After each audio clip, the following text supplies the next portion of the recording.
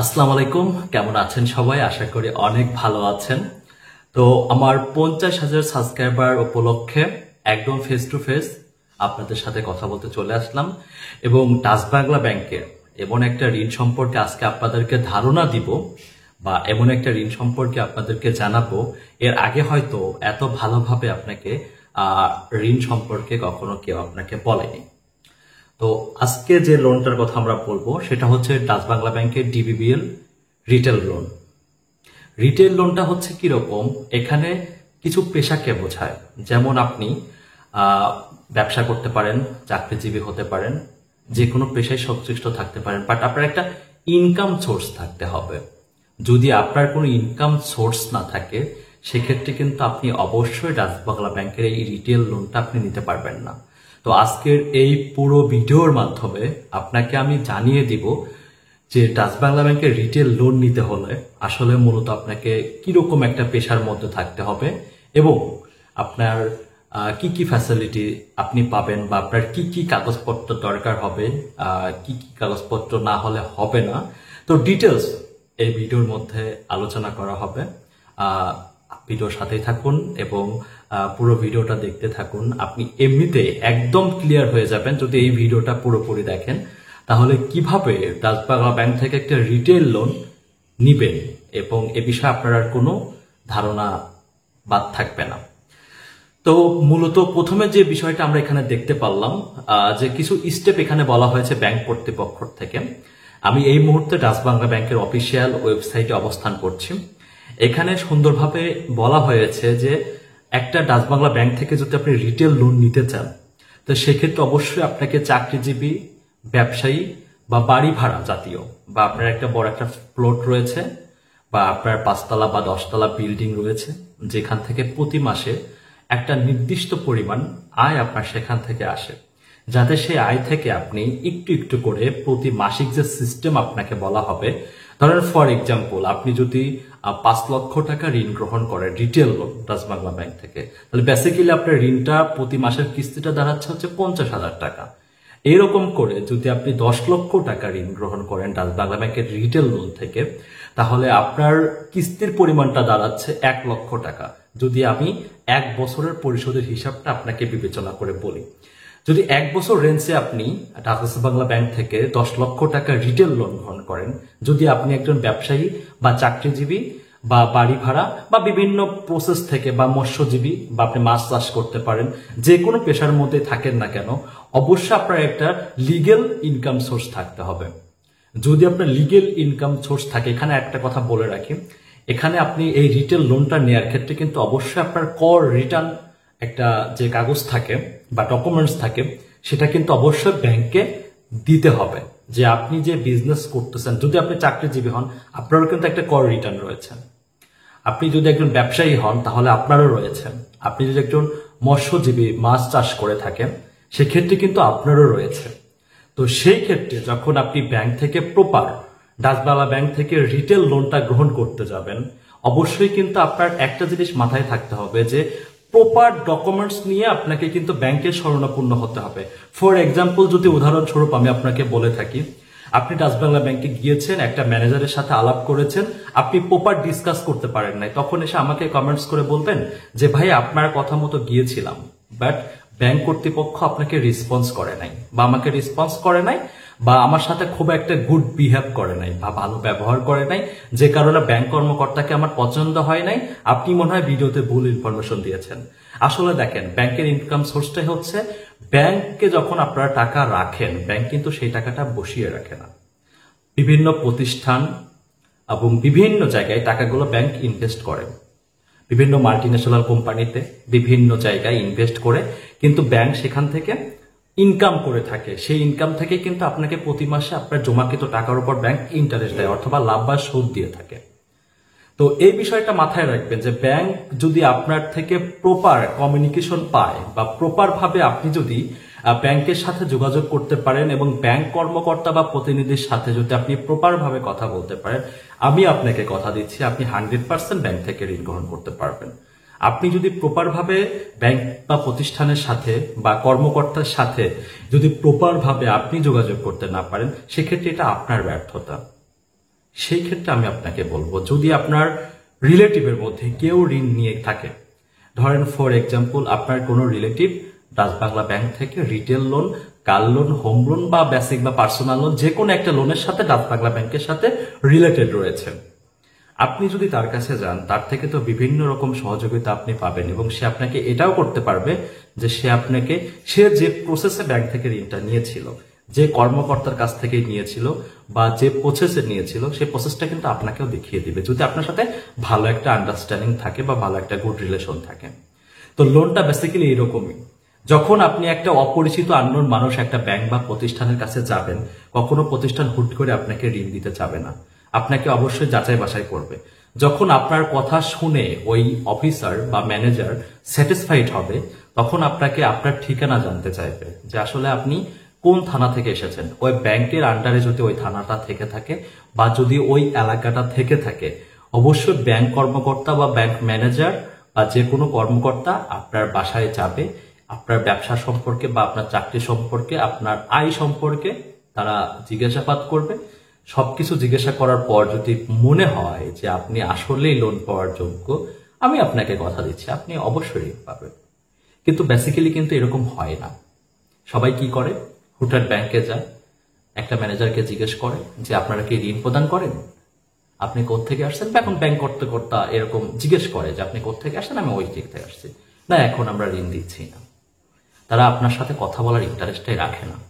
সেই জন্য আপনাকে একটু ভদ্রনম্রভাবে তাদের সাথে কথা বলতে হবে এবং আপনাকে আপনার ইন্টারেস্টটা সম্পর্কে তাকে বোঝাতে হবে যে আপনার একটা ঋণ প্রয়োজন, আপনি একটা ব্যবসায়ী বা আপনি একজন চাকরিজীবী বা আপনি একজন আয়কারক, আপনি লিগ্যাল প্রসেসে ইনকাম করছেন, আপনার একটা ভালো ব্যবসা রয়েছে, আপনার সামনে উজ্জ্বল একটা ভবিষ্যৎ, আপনি ব্যাংক থেকে এই টাকাটা ঋণ গ্রহণ করতে পারলে আপনার সামনে আরো ভালো অগ্রগতি হবেন, ভালো ইস্টাবলিশড হবেন, ভালো একটা ডেভেলপ পজিশনে আপনি যেতে পারবেন।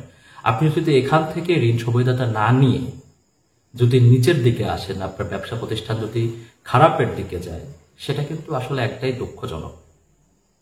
সেই জন্য বলি, যখনই আপনারা ব্যাংকে যাবেন, যদি আপনার পরিচিত কেউ থাকে, অবশ্যই আগে তাদের সাথে কথা বলুন, তাদেরকে সাথে নিয়ে তারপরে আপনি ব্যাংকে যেতে পারেন। যদি আপনার পরিচিত কেউ না থাকে, তখন আপনি আপনার মতো করে সুন্দরভাবে ব্যাংকে আপনার যে ঋণটা প্রয়োজন সেটা তাদেরকে সুন্দরভাবে বোঝান যে আপনার ঋণটা প্রয়োজন। অবশ্যই আপনাকে তারা রেসপন্স করবে এবং আপনার সাথে তারা খুব ভালো বিহেভিয়ার করবেন এবং ভালোভাবে আপনার সাথে কথোপকথন তারা চালাবে। একটা পর্যায়ে তারাই আপনাকে বলবে যে আপনার কত টাকা প্রয়োজন, তখন কিন্তু আপনি 100% ঋণ পেয়ে যাবেন। তো আমরা ভিডিওতে ফিরে আসি। যে রিটেল লোন সম্পর্কে বলেছিলাম, সেটা হচ্ছে মূলত চাকরিজীবী, ব্যবসায়ী, বাড়ি ভাড়া ইত্যাদি পেশায় আপনি নিয়োজিত থাকতে পারেন এবং আপনার একটা লিগ্যাল প্রসেস ইনকাম থাকতে হবে। ব্যাংক কর্তৃপক্ষ আপনার আয়কর রিটার্নটা লাগবেই, আপনার লাগতে পারে টিন সার্টিফিকেট। এখন অনেকেই এই টিন সার্টিফিকেটটা অবগত না যে আসলে টিন সার্টিফিকেটটা কি, এটা আসলে কি কাজে লাগে। এই টিন সার্টিফিকেটের মাধ্যমেই আপনাকে একজন বাংলাদেশের নাগরিক যদি হয়ে থাকেন, আপনি যদি একজন ব্যবসায়ী হয়ে থাকেন, এই টিন সার্টিফিকেটের মাধ্যমে আপনাকে আয়কর রিটার্ন জমা করতে হয় বা আপনার বাৎসরিক যে মাসিক যে ইনকাম, সেই ইনকামের উপর একটা রিটার্ন আসে, আয়কর আসে, সেটা প্রদান করতে হয়। এটাই হচ্ছে টিন সার্টিফিকেট। আর যখন আপনাকে ব্যাংক কর্তৃপক্ষ ঋণটা প্রদান করবে, তখন এই আয়কর রিটার্ন সার্টিফিকেটটা যাবে, অর্থাৎ আপনাকে যেটা সংক্ষেপে বলে থাকি টিন সার্টিফিকেট। আপনি যদি এই টিন সার্টিফিকেট সম্পর্কে না জেনে থাকেন, আপনি একটু ইউটিউব করে নেবেন, ইউটিউবে গিয়ে লিখবেন যে কিভাবে টিন সার্টিফিকেট করতে হয় বা টিন সার্টিফিকেটের কাজ কি। অনেকে ডিটেলসে ভালো ভালো ভিডিও করে রেখেছে, আপনি সেখান থেকে ভালো একটা জ্ঞান লাভ করতে পারবেন। তো যাই হোক, তো মূলত যে প্রয়োজনীয় কাগজপত্রগুলো লাগবে, পেশা সম্পর্কে তো আপনাদেরকে বলে রাখলাম। প্রয়োজনীয় যে কাগজ সম্পর্কের কথা ব্যাংক বলেছে, প্রথমে যেটা বলেছে সেটা হচ্ছে অবশ্যই জাতীয় পরিচয়পত্র, অর্থাৎ আপনাকে অবশ্যই বাংলাদেশের একজন নাগরিক হতে হবে। যদি আপনি বাংলাদেশের নাগরিক না হন, সেক্ষেত্রে তো অবশ্যই আপনি লোন পাবেন না। তো দ্বিতীয়ত বলা হয়েছে যে সদ্য তোলা 1 কপি রঙিন ছবি, সদ্য তোলা অর্থাৎ নতুন একদম ফ্রেশ 1 কপি রঙিন ছবির প্রয়োজন হবে আপনার। ব্যক্তিগত ব্যাংক স্টেটমেন্ট, অর্থাৎ এর আগে আপনি যে কোনো ব্যাংকে লেনদেন করেছেন, আপনার একটা সেভিং অ্যাকাউন্ট রয়েছে ব্যাংকে, বা একটা কারেন্ট অ্যাকাউন্ট রয়েছে, বা একটা পার্সোনাল অ্যাকাউন্ট রয়েছে, সেই অ্যাকাউন্টের লেনদেনের একটা স্টেটমেন্ট তারা দেখবে যে আসলে ব্যাংকের সাথে আপনার কি পরিমাণ জমা বা উত্তোলন। এই বিষয়টা আপনারা ব্যাংক যখন ঋণ প্রদান করে, এই বিষয়গুলো তারা একটু জাস্টিফাই করে যে আপনাকে ঋণ দেওয়া হবে, আপনার ব্যাংকের সাথে লেনদেনটা কেমন, আপনি ব্যাংকে কত টাকা রয়েছে বা কত টাকা বেসিসে আপনি ঋণ গ্রহণ করতে পারেন। তো এই স্টেটমেন্টটা আবার লাগবে হচ্ছে 6 মাসের। অবশ্যই আপনার স্টেটমেন্টটা 6 মাসের লাগবে, ঠিক আছে। তো এখানে আরেকটা বিষয় বলা হয়েছে যে আপনাকে কিন্তু অবশ্যই একজন পার্সোনাল গ্যারান্টেড লাগবে। যখন আপনাকে ঋণটা ব্যাংক কর্তৃপক্ষ দিবে, দেওয়ার পরে আপনাকে পার্সোনাল একজন গ্যারান্টেড থাকতে হবে। অর্থাৎ এই গ্যারান্টেডটা কিরকম আমি আপনাকে বোঝাই। ফর এক্সাম্পল, উদাহরণস্বরূপ আপনি ঋণ গ্রহণ করেছেন, ঋণটা আপনি ভালোভাবে পরিশোধ করতে পারছেন না বা আপনি দেউলিয়া হয়ে গিয়েছেন, আপনাকে খুঁজে পাওয়া যাচ্ছে না।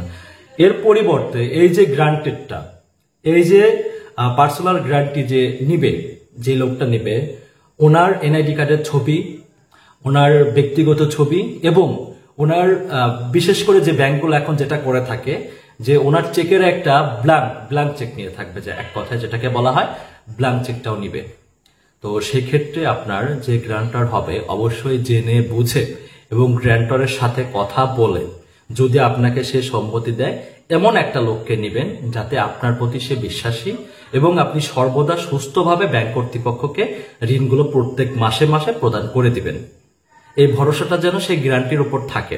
সেই ক্ষেত্রে এরকম একটা গ্যারান্টর নেবেন যে কিনা তার এনআইডি কার্ড, তার ছবি এবং তার যে চেক রয়েছে তার একটা ব্ল্যাঙ্ক কপি তাদেরকে ব্যাংক কর্তৃপক্ষ দিতে রাজি থাকবে। তো অবশ্যই এরকম একটা লোককে আপনি আগে থেকেই সেট করে রাখবেন। তো এই যে আরেকটা বিষয় এখানে তুলে ধরেছি, যে আয়করের কথা বললাম, এটা এখানেই বলেছে যে আপনাকে অবশ্যই কিন্তু টিন সার্টিফিকেটটা লাগবে। টিন সার্টিফিকেট করাটা একদমই সিম্পল। আপনি ইউটিউবে দেখলে, যদি আপনি একটু এডুকেটেড হন, তাহলে অবশ্যই আপনি টিন সার্টিফিকেটটা তুলতে পারবেন। আর চিন্তার কোনো কারণ নাই। আপনি যদি নিজেও না পারেন, আপনার নিকটস্থ তথ্য কেন্দ্র বা নিকটস্থ বাজারে যারা অনলাইনে কাজ করে থাকে তাদেরকে বললেই কিন্তু আপনাকে নতুন আপনার নিজের এনআইডি কার্ড দিয়ে একটা টিন সার্টিফিকেট তারা করে দেবে। তো মোটামুটি এই হচ্ছে কাগজপত্রের বিষয়টা। বিশেষ করে আপনার একটা জমির দলিল চাইতে পারে, দলিলের ফটোকপি চাইতে পারে, এরকমও চাইতে পারে। এটা অস্বাভাবিকের কিছুই না। দলিলের ফটোকপি, আপনার নিজের ব্যাংকের চেকের ব্ল্যাঙ্ক কপি, আপনার এনআইডি কার্ডের ছবি, বিশেষ করে এগুলোই চেয়ে থাকে, ঠিক আছে। টিন সার্টিফিকেট, আপনার একজন পার্সোনাল গ্যারান্টেড, এইরকমগুলোই চেয়ে থাকে। তো মূলত এখন বলা হয়েছে ডিবিবিএল লোনের যে সুবিধাগুলো, এখানে ব্যাপক সুবিধা রয়েছে। আপনি দেশব্যাপী বিস্তৃত যে কোনো শাখা থেকে আপনার ঋণ পরিশোধ করতে পারবেন একদম সুবিধাজনকভাবে।